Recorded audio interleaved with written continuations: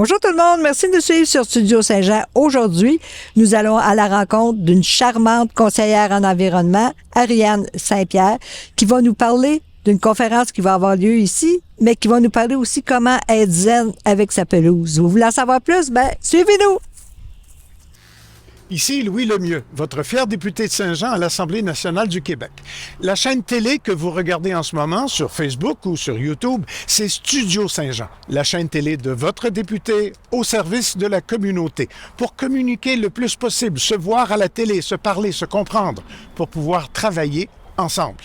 Et vous pouvez nous aider en nous suggérant des sujets d'entrevue ou des invités. C'est facile. Vous nous écrivez à production@studio-saint-jean.tv. Bon visionnement.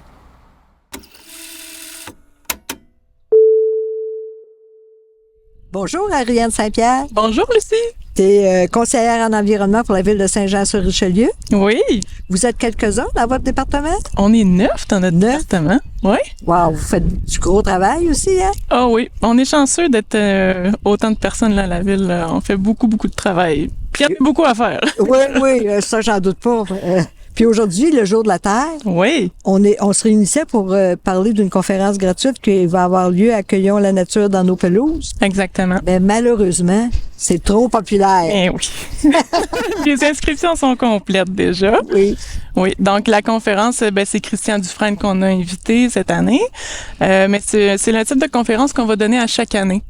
Donc, à chaque année, à ce temps de l'année, on va en donner une, là. Donc, l'an prochain, il reste à l'affût.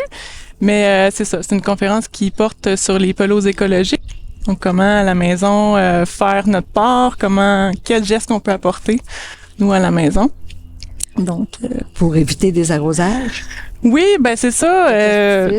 Il y a plein de choses qu'on peut faire. Là, je vais profiter pour en parler parce que il y a certaines personnes qui n'auront pas la chance de voir Christian. Mais il y a plein de choses qu'on peut faire à la maison là, pour avoir une pelouse plus naturelle.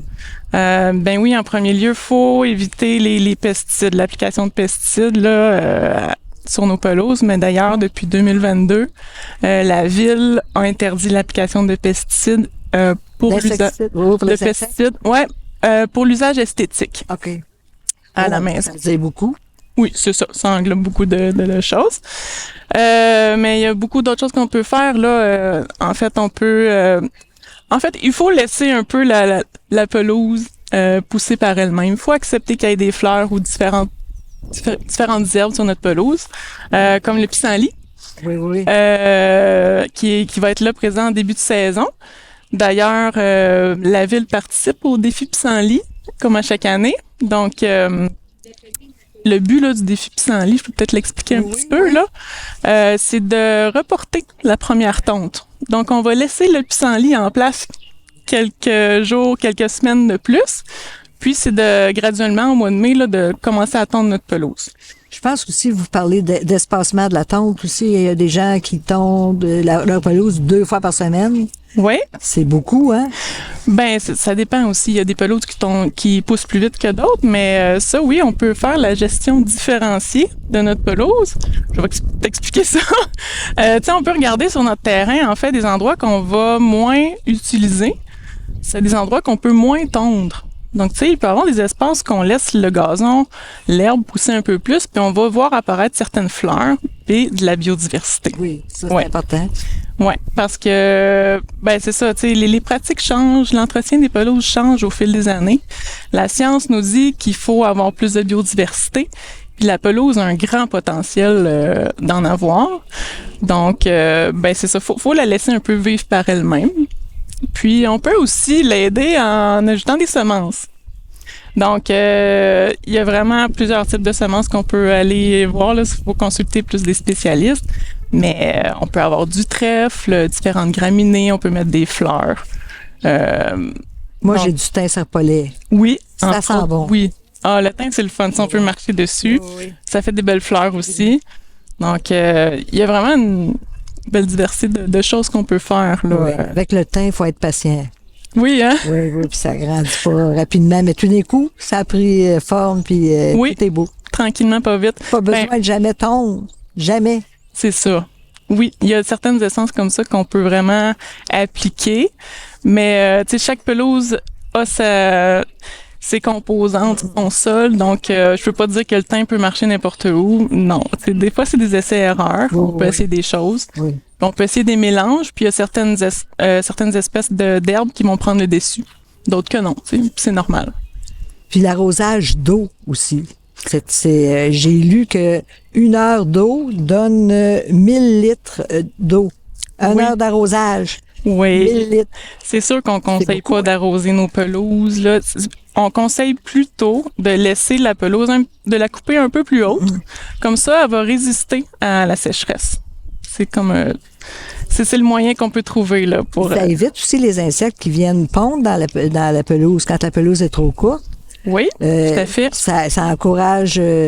Ça diminue le risque d'avoir les vers blancs. Oui, c'est ça. C'est un bon point. Oui, tout à fait. Quand la pelouse est plus longue, en fait, les œufs vont moins atteindre la terre, donc moins de chances d'avoir des vers blancs qui vont se créer dans le sol.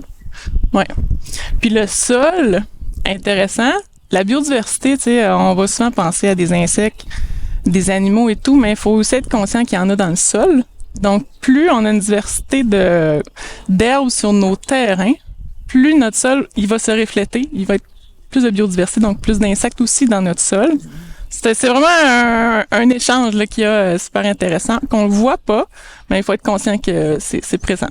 Puis ces produits d'arrosage ont des conséquences sur les humains aussi. Oui, c'est ça. Les pesticides là, qu'on parle, là, c'est pas pour rien qu'on commence à les interdire. C'est nocif pour la santé, vraiment. Là. Donc, c'est à éviter.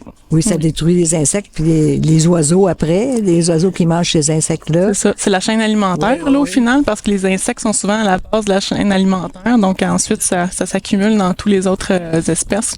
C'est pour ça que les oiseaux diminuent beaucoup aussi. C'est un des facteurs de la diminution des oiseaux. Oui. Puis quand les enfants vont jouer sur ces pelouses-là, ben là, on se dit, oh, wow, c'est incroyable. Est-ce qu'on a réfléchi? Il va y avoir une distribution d'arbres aussi? Oui, on a profité de l'événement de la conférence pour organiser une distribution d'arbres gratuite cette année. La ville va distribuer 400 arbres. Donc, ça va se faire juste avant la conférence, à partir de 17h. On conseille fortement de réserver votre arbre sur le site web de la ville, dans la section pelouse. Il y a des essences qu'on peut réserver? On n'a pas la liste encore confirmée d'essences, mais on peut vous assurer qu'il va y avoir des essences de tous les types de grandeurs. Donc, des petits arbres, des moyens et des arbres à grand déploiement, des feuillus, des conifères. Donc, selon les besoins, on va être capable de vous conseiller vers le bon arbre au bon endroit, oui, toujours. Oui. On va être des conseillers sur place aussi, là, des experts pour vous guider là, vers le bon choix. Ouais. Fait que c'est important d'appeler. Puis s'il en reste, qu'est-ce qui se passe si les gens n'ont pas tous été chercher les arbres? Oui, donc la distribution commence à 5 heures, mais à 6h30, on va laisser les arbres qui n'ont pas été recueillis. Donc, ça va être premier arrivé, premier servi à 6h30 pour les arbres qui restent. OK. Si on n'a pas réservé, on peut quand même se rendre puis aller chercher un arbre dans les essences qui va rester. Exact. Est-ce que la ville propose d'autres activités en environnement? Oui, tout au cours de l'année, on a différentes activités, des conférences ou des activités même dans les parcs. Restez à l'affût, en allant sur le site web de la ville dans la section environnement. Ça change au cours des saisons. Là, on a vraiment plusieurs choses intéressantes. Donc, allez-y. Ben merci. Ça fait plaisir, merci. Merci. Merci tout le monde. Surtout, n'oubliez pas, allez à ces activités-là parce que de la terre, on a juste une. Ici, Lucie Crevier pour Studio Saint-Jean. À la prochaine!